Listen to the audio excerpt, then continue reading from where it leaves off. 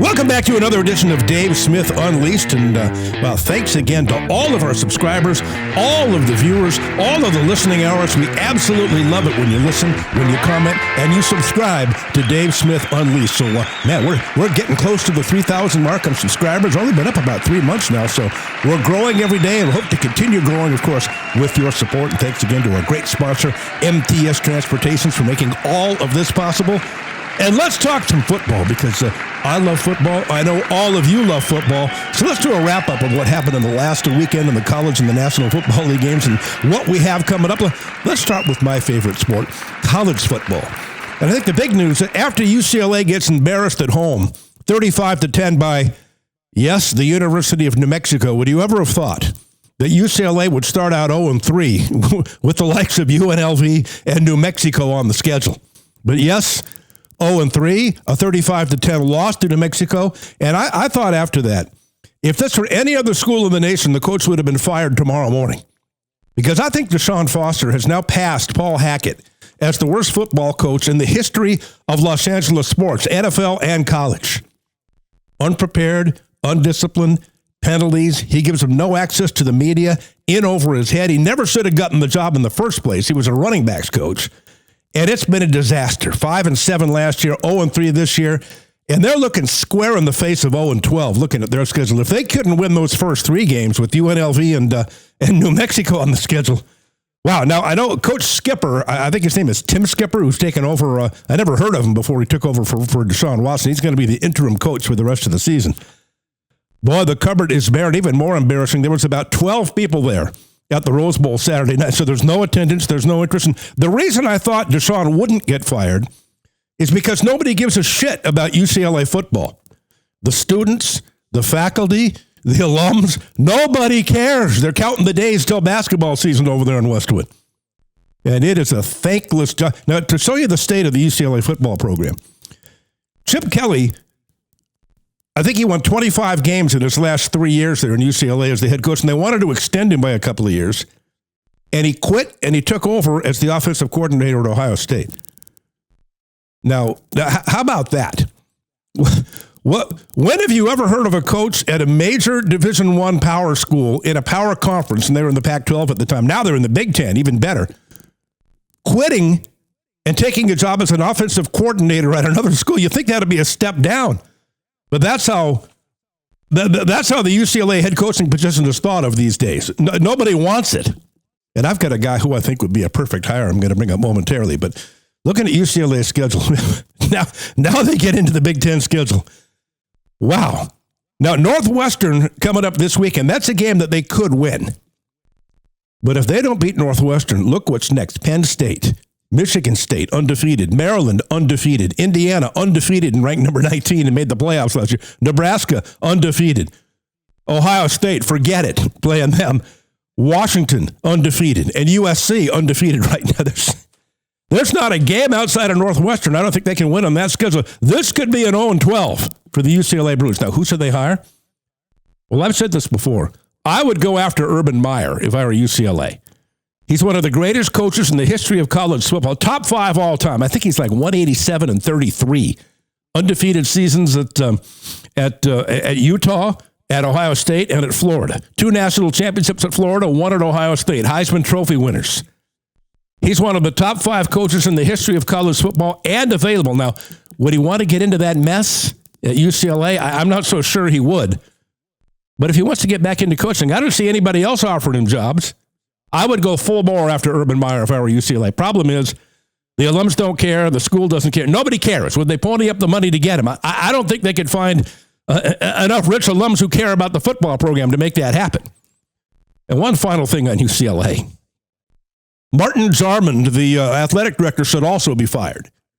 And if you're going to fire Deshaun Watson, shouldn't you also fire the guy who hired him? That's one of the most disastrous hires I can ever remember in college football. So if you're going to fire Deshaun, fire the guy who hired him. I'd fire Jarmond first, by the way. I mean, this is your baby. You're responsible for this. He has to be held accountable for that hire. I would fire the athletic director first and then Deshaun Watson. We'll see. USC now 3-0 after a road win against Purdue. They really haven't been tested yet with the schedule. Now What's coming up for USC here? This is going to be the real test for Lincoln Riley. September 27th through October 18th. They're at Illinois, top 10 team. They're home to Michigan, top 20 team. Then they're at Notre Dame. 3 games in a row, Illinois, Michigan, and Notre Dame. And then after that, they're at Oregon. They've got Michigan State, who's undefeated right now. So it gets tougher for Lincoln Riley and USC. And from what I understand, he's on the hot seat. He's on the hot seat at Troy with the Trojans, with the alums. They're not going to put up with a third bad season in a row. So they're off to a good start, but they haven't played anybody yet. That stretch, Illinois, Michigan, Notre Dame, and then at Oregon, that will tell how good this USC team is. And speaking of Oregon, how about my Oregon Ducks? We got the Civil War coming up this weekend against Oregon State. And then, well, probably the game of the year in college football, September 27th at Penn State in Happy Valley. There's you talk about a test for my Oregon Ducks. At Penn State, 2 top 5 teams going at it. And by the way, can you name me one big game that James Franklin has ever won at Penn State? I think he's an 0-for against Ohio State and Michigan. I don't think he's ever won a big game there, so I think my Ducks can go into Happy Valley and win. But even if they don't, with the playoff expanding to 12 teams this year, a loss doesn't really matter. It might hurt you with seeding, but they can survive a loss. They can probably survive 2, as good as Oregon is this year, as long as they're taking 12. Then at number 9, then the game against Indiana, who's ranked number 19. That should be a tough one. And then they finish with Washington and USC. And I think this could be the year that my Ducks win the national championship for the first time. Finally. I think this year they have the defense to do it. That has been the problem. They get pushed around at the line of scrimmage by Big Ten and SEC teams, and they can't win come playoff time. But they're much bigger, they're much stronger, they're much better up front this year. I think a lot of that has to do with Dan Lanning, who's an SEC guy, the head coach. Dante Moore has been great so far this year, the transfer from UCLA, the 5-star recruit. I tell you one guy who's going to be an NFL superstar, Kenyon Sadiq, the tight end, 6'3", 245, runs like a deer. He's the best tight end in college football for my Ducks. He is absolutely fantastic. But what a great game last weekend. Georgia and Tennessee, 44-41, Georgia in overtime. How about that? And, not too bad for Tennessee again, since they're going to 12 this year. They can survive that loss, maybe 2, but that was an absolutely great game. And you want to talk about one of the great trades in the history of college football, one of the great trades in the history of sports. UCLA quarterback Joey Aguilar transfers to Tennessee, and he's been great this year. Tennessee quarterback Nico Iamaleava, I hope I'm pronouncing that correctly, transfers to UCLA, and he hasn't been good. What a sensational trade for Tennessee. Yeah, they lost last week to Georgia, but it's a game they should have won. Here's a lesson to coaches everywhere for being conservative. Tennessee was up 35-30. There was about 6 minutes to go. They had a first down around midfield. No, they had a first down in field goal range, about the 30-yard line. Run up the middle, run up the middle, run up the middle. They played for a field goal to go up 8. The problem with that is 8-point lead is a 1-score game. Then, of course, Georgia came down, scored, made the 2-point conversion, then wound up winning in overtime. If Tennessee had been aggressive there, Josh Heupel, do you hear me? You wussy? If you would have been aggressive and attacked the end zone there and gone up 42-30, I think that game might be over. So, again, coaches get too conservative. Coaches, their testicles fall off in important moments of the game. And I understand that the police in Tennessee and the local authorities there were searching the sidelines for Josh Heupel's testicles right there, and they still haven't found him yet. So if anybody knows where the ball sack of Josh Heupel is, please report to Knoxville, Tennessee, if you can find him and hand him back to him, because he lost them during the game. Oh, how about poor Arch Manning? He was supposed to win the Heisman Trophy this year. Texas was supposed to win the national championship. And they were saying in New Orleans, the Saints fans were saying, because he's from New Orleans and that great, Archie Manning and Peyton and Eli, all high school stars and professional stars in New Orleans, and Arch as well. They're calling it the March for Arch before the season started. Tank the whole season. We're marching on for Arch here in New Orleans, Louisiana, as the Saints come marching in. Well, he might not even enter the draft after the way he's played this year. He's had 2 bad games and 1 good one. Another poor performance against UTEP last weekend. 11 for 25, 114 yards and an interception, and he was actually booed by the Texas fans. Now, they have the 1 loss to Ohio State. They've won 2 since then. The season's not over if he can play a little bit better, and he has the talent to do it. I mean, he's 6'5", 220 pounds. He runs a 4.5, 4.6. He has a great arm. The talent is there. And they can have a great season. As long as they don't lose another game, maybe they can lose one more. Who knows? But the way Archer's going right now, not only is he not going to win the Heisman, he's not going to enter the NFL draft after this year. He's going to need a little more seasoning, obviously. Notre Dame 1-2 now after a 41-40 loss to Texas A&M. Boy, I love seeing that. I hate the Irish. I know I'm Irish. My mother was Irish. My mother loved Notre Dame. We used to have to watch USC Notre Dame games or USC or Notre Dame Oregon games in separate rooms in the house growing up.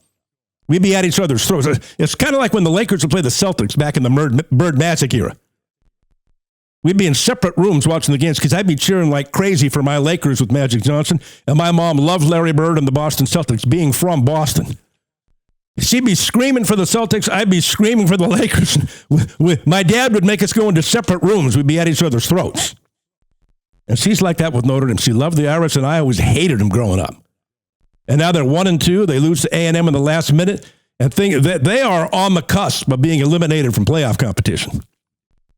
How about Georgia Tech at 3-0 right now? Haynes King. Is Haynes King the leading Heisman Trophy candidate? He's been great this year for Georgia Tech, the quarterback. They're 3-0. They beat Clemson. And I'm looking at Georgia Tech's schedule here. They're going to be favored in every game they play the rest of the year. But, the tough one, obviously, the final game of the year against Georgia, the rivalry game. That's when you think that maybe they wouldn't win. But remember the game last year when Georgia was ranked number 1 in the country? It went into 5 overtimes. And Georgia Tech had several chances to win that game. That's when I first saw Haynes King play. I'd never heard of him before that. The kid's great. He reminds me of Tim Tebow, of like those big, strong running quarterbacks. Tim Tebow, God, you can't say, he's going to run, he's going to pull it down and run, and you can't stop him. He just makes play after play after play. Like Taysom Hill with the Saints, who reminds me of him too. Kind of the gadget guy, kind of the multi-weapon guy, the Swiss Army knife. And before I finish with college football here, boy, do I hate that there's no Pac-12 anymore. Boy, do I hate this 12-team playoff. They should cut it off at 8. Taking it to 12 lessens the regular season. Now we're going to get 2 lost teams and maybe a 3-loss team in the playoff now, which I hate. And the Big Ten is now talking about expanding to 24 or 28 teams. They proposed a 28-team playoff, which will put 7 from the Big Ten in, 7 from the SEC in automatic bids, 4 from the Big 12, 4 from the ACC, and the rest are at large. Why play the regular season? You're going to turn it into college basketball, which I don't watch anymore. Who the hell cares about college basketball anymore? They take too many teams to the tournament. The stupid one-and-done rule. I haven't watched a college basketball game in years outside of the tournament. And if they go to too many teams in the postseason in college football, it'll be the same way. What's the point of watching regular season games? The college football has the greatest regular season in all of sports. Every single game is a playoff game. If you lose 1, the season could be over. That's why 8 is the perfect number. Keep it at 8. Now they got greedy. They're going to 12. Now, 16 will be next, and who knows after that. And we know what the future holds. The Big Ten is going to have 24 teams, and the SEC will have 24 teams. Eventually, we'll have a 2-team college football, so it's 2 conferences. And I freaking hate it. Let's take a break now to hear from our great sponsor and pay some bills with MTS Transportations. Dave Smith Unleashed, brought to you by MTS Transportations. And mention the Dave Smith Unleashed podcast and get 20% off on your next shipment for all your shipping, trucking, and freight needs. There's only one business to call, and that's MTS Transportations at 800-640-6873. MTS Transportations, 800-640-6873. All right, let's get some NFL talk in here. This is a college and NFL recap show on Dave Smith Unleashed. Now, we love football. Well, I love college football more than the NFL. College football is my favorite sport, but I love the NFL too. How about you talk about a bullshit call? How about that Colts win over the Broncos over the weekend, 29-28? They get to the 43-yard line. They line up for a 60-yard field goal attempt, the Colts do, to win the game. It misses wide right. The Broncos are celebrating on the field. We got to win. But there's a hanky down. And they called something called launching. And I looked up the definition of this. Launching is supposed to be like if you put your foot on a guy's back or you put your hands on a guy's back and then launch yourself into the air to gain leverage to block the kick. Neither of those happened. The guy from the Broncos, yes, he had his hand on the back of the center. But he didn't launch himself. He didn't launch himself into the air. He gained no advantage by that. It had no effect on the kick. It had no effect on the play. That's where, swallow your whistles, referees. We're not there to see you. Referees should never change the outcome of a game. Only if it's a blatant, obvious call should you call that. If he jumped on some guy's back, yes. If he put both hands on the guy's back and launched himself into the air, yes. But neither of those things happened. They call a 15-yard penalty. The Colts get a second chance. They kick it up and in, and they win 29-28. I thought the Broncos really got screwed. That is a bullshit way to end a game. Nobody's there to see you, referees. Referees should never, ever, ever change the outcome of a game. And you've got to use discretion there. There was no effect on the play. There was no effect on the kick. There was no reason to throw that flag. He didn't launch. And yet the Colts come away with one. I'll tell you one person I like already. The new owner of the Indianapolis Colts, Carly Ursay Gordon. Now, she's the daughter of Jimmy Ursay, who passed away, unfortunately, a few months ago. The owner of the Colts. His daughter's taken over as the owner. And I saw her on the sidelines during that Broncos game. She's got an earpiece in. She's taking notes. She's standing next to the coaches. And then the more I read about her, she's got an earpiece in so she can listen to the conversations up in the coaching booth down to the coaches on the sidelines. She takes notes that she shares with the coaches after the game. And supposedly, she actually gives advice to coaches on game plans and what plays to go. Evidently, she knows a lot about football. Now, I'm sure the coaches don't like it, but she's the owner. But hell, you know what? Hell, if it ain't broke, don't fix it. Obviously, it's working. They're 2-0 right now. They're averaging 32 points a game. And Daniel Jones, well, I never thought I would say this, is a serious MVP candidate right now. The way he's playing, no interceptions and almost 600 yards passing and 3 touchdowns in 2 games. He looks great.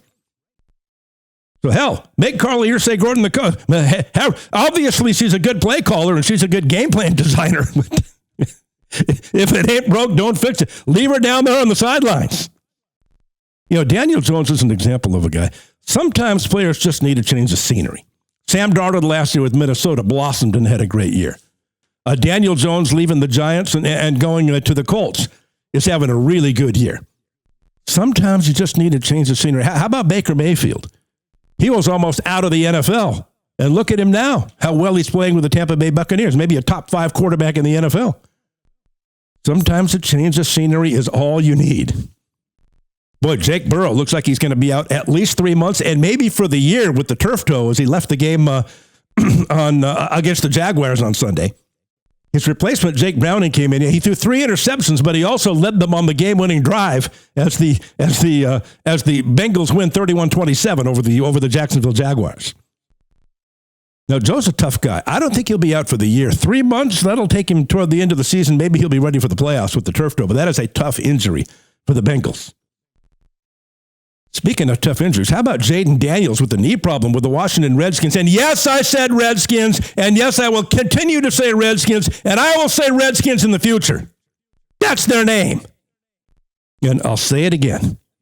Redskins has nothing to do with skin color, and it's not racist. Redskins is what the Indian Warriors and the Braves used to do before they went into the battlefield. They would put red paint on their faces and red paint on their bodies. It was a tribute to courage, honor, and great success on the battlefield. It was an honor to be called a Redskin because that meant you got to put on the war paint. Only the bravest warriors put on the war paint. It's just politically correct woke nonsense that they say. And I'll never call them the Commanders. They're the Washington freaking Redskins.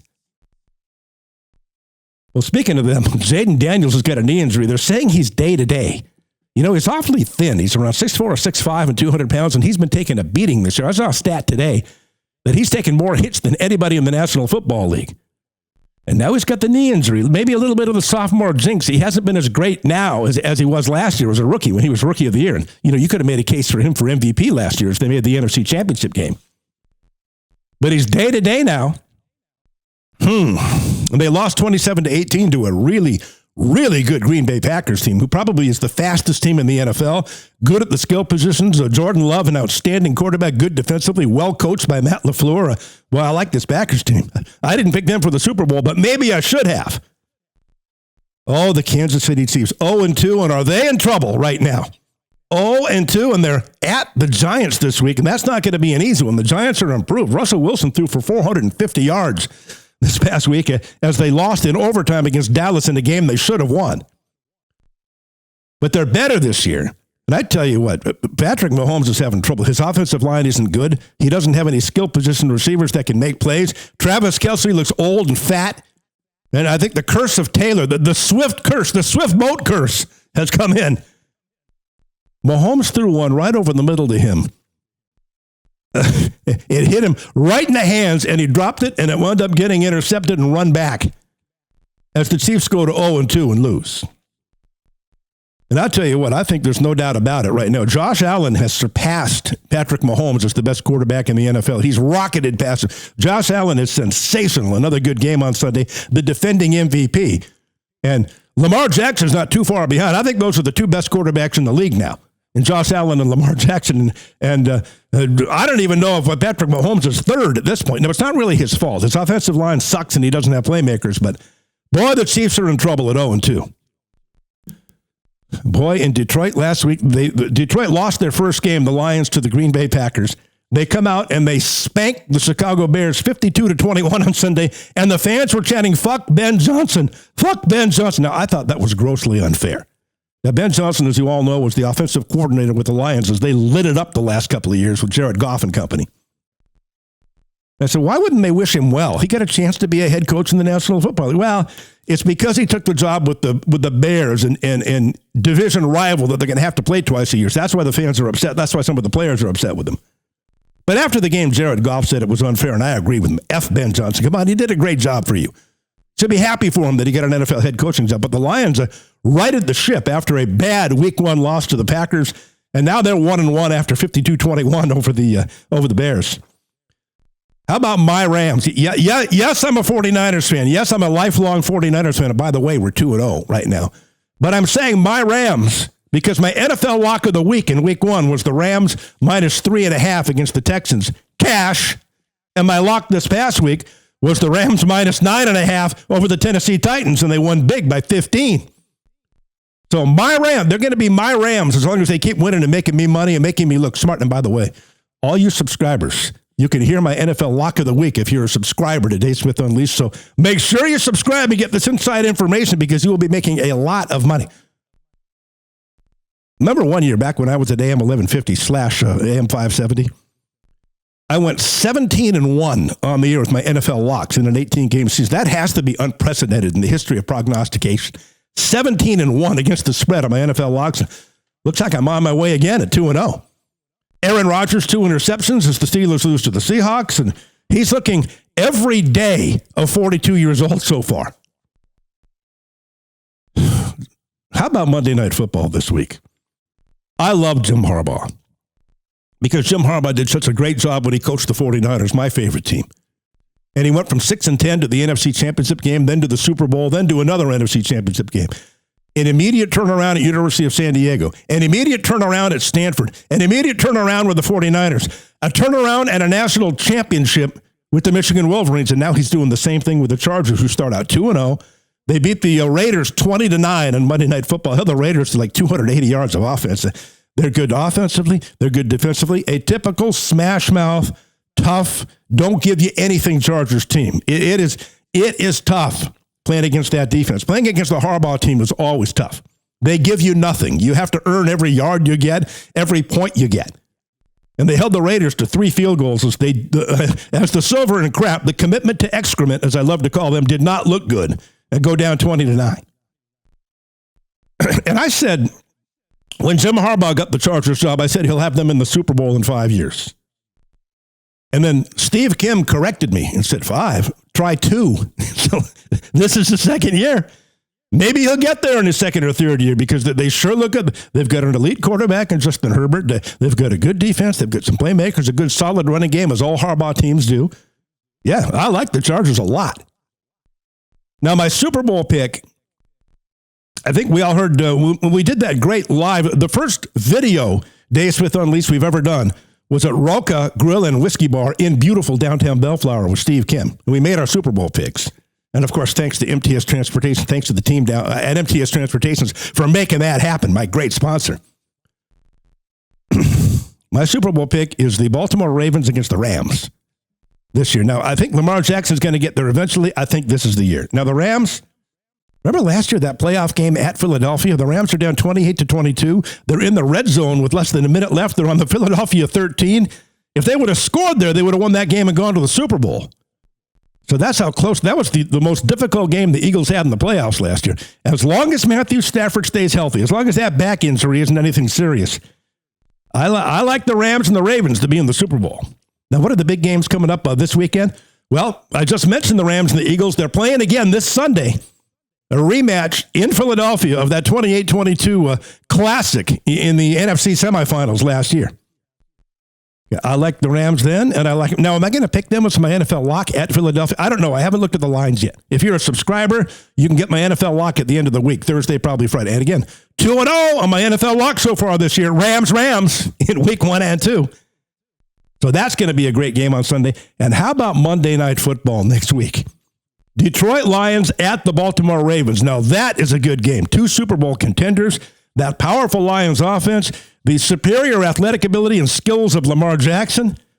That's going to be some game with Detroit going into Baltimore. So we got the Rams and the Eagles on Sunday and the Lions and the Ravens on Monday night. Those are the 2 best games I think we have coming up this week. So that's it for the college and NFL wrap-up show. Looking forward to the games this week. Love the games happening last week. We had great weekends in college football and the National Football League. Had a coach fired at UCLA. When are they going to fire the athletic director, by the way? When? And somehow, some way, my 49ers are 2-0 without Brock Purdy, without George Kittle.